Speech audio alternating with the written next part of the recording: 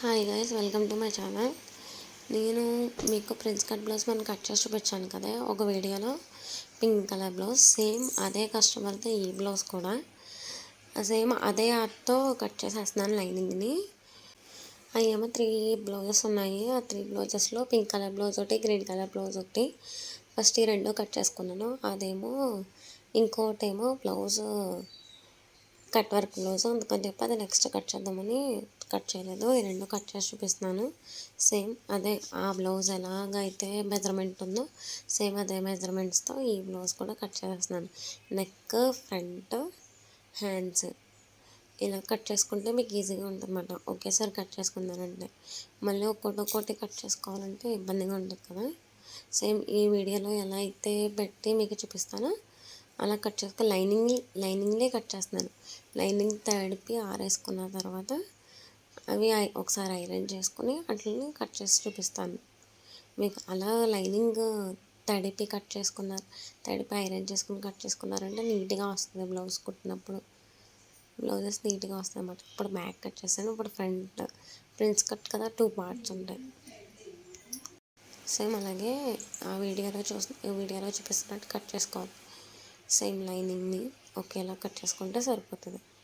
ఎందుకంటే ఒక కస్టమర్దే బ్లౌజెస్ కాబట్టి అంత ఇబ్బంది లేకుండా ఉంటుంది. అదే ఒక విడివిడిగా కస్టమర్ అయితే కొంచెం ఇబ్బంది పడాలన్నమాట.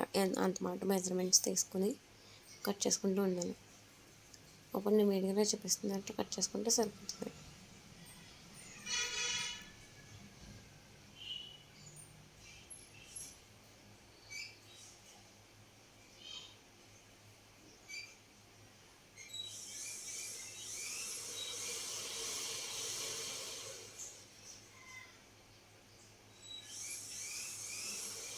ఇప్పుడు ఫ్రంట్ బ్యాక్ కట్ చేసుకున్న తర్వాత నాకు కస్టమర్ ఇచ్చిన హ్యాండ్స్ ఏమో ఒకటేమో నార్మల్ హ్యాండ్స్, ఒకటేమో డిజైన్ హ్యాండ్స్, ఒకటేమో బుట్ట హ్యాండ్స్ పెట్టమన్నారు. దీనికేమో ఇప్పుడు నేను కట్ చేసే గ్రీన్ దానికి బుట్ట హ్యాండ్స్కి అదే పైన చిన్న లైట్గా పఫ్ వస్తుంది కదా, అలా పఫ్ పెట్టమని చెప్పారన్నమాట. ఇప్పుడు ఈ వీడియోలో పఫ్ ఎలా కట్ చేసుకోవాలో కూడా చూపిస్తాను మీకు. ఈ లైనింగ్ చిన్నగా ఉండడం వల్ల పఫ్కి వచ్చేసి హ్యాండ్స్కి కొంచెం అతుకులు పడుతున్నాయి. చూద్దాం ఈ వీడియోలో కట్ చేసుకుని. కింద హ్యాండ్స్ ఫోర్ ఫోల్డింగ్స్ వేసుకున్న తర్వాత కింద క్రాసెస్ లేకుండా కట్ చేసుకోవాలి మనం. ఆ క్రాసెస్ని కట్ చేసుకున్న తర్వాత నేను ఆది బ్లౌజ్ పొడవు కన్నా కొంచెం పొడవు పెట్టమని చెప్పారు కస్టమర్. సో అందుకని చెప్పి పొడవు పెడుతున్నాను. ఆది బ్లౌజ్ కన్నా కొంచెం ఎక్కువ. మనం ఎప్పుడైనా సరే లైనింగ్ బ్లౌజ్ని తిరగేసి కొలుచుకోవాలి. మెయిన్గా ఏంటంటే తిరగేసి కొలుచుకున్న తర్వాత తెలుస్తుంది.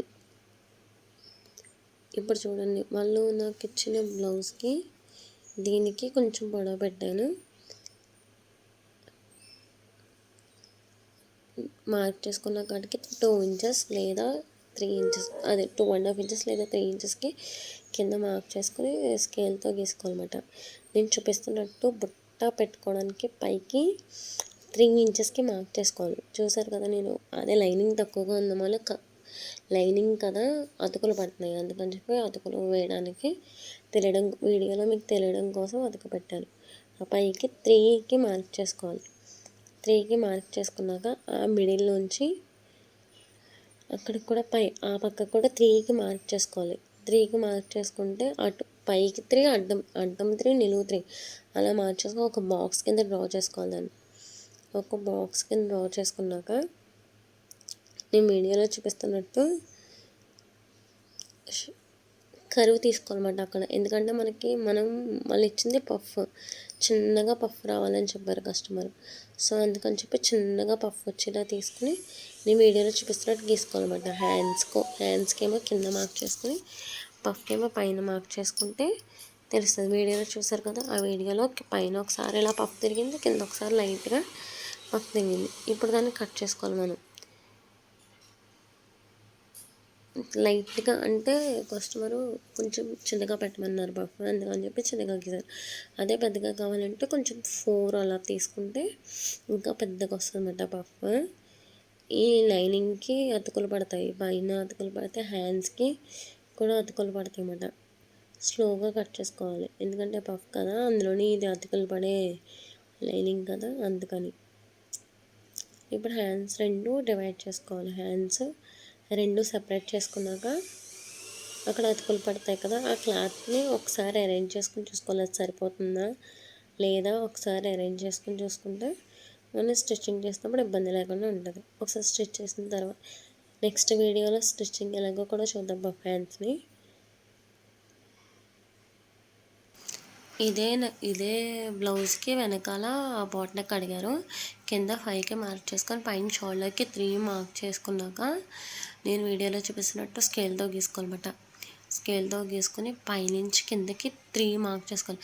పైన 1/2 ఇంచ్ షోల్డర్కి ఉంటుంది కదా, ఆ షోల్డర్ తీసుకొని పైన 3 ఇంచెస్కి మార్క్ చేసుకొని మధ్యలో మిడిల్లో 1 ఇంచ్కి మార్క్ చేసుకొని స్కేల్తో గీసుకోవాలి. ఇప్పుడు నేను వీడియోలో చూపిస్తున్నట్టు పైకి 1 ఇంచ్ మార్క్ చేసుకుని రౌండ్గా సర్కిల్, ఈ బాక్స్లోనేమో సర్కిల్ గీసుకోవాలి.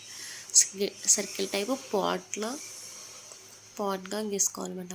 ఒకసారి దాన్ని ఓపెన్ చేసుకుని దానిపైన మళ్ళీ మార్క్ చేసుకోవాలి. దానిపైన మార్క్ చేసుకున్నాక ఇటు సైడ్కి మార్క్ చేస్తే అచ్చు పడుతుంది కదా, సేమ్ నేను వీడియోలో చూపిస్తున్నట్టు అలా రఫ్ చేస్తే అచ్చు పడుతుంది. అచ్చు పైన ఒకసారి గీసుకుంటే సరిపోతుంది. మనం నెక్స్ట్ వీడియోలో స్టిచ్చింగ్ కూడా చూద్దాం. మీకు వీడియో నచ్చితే కనుక please like, share and subscribe my channel Kushmita vlogs.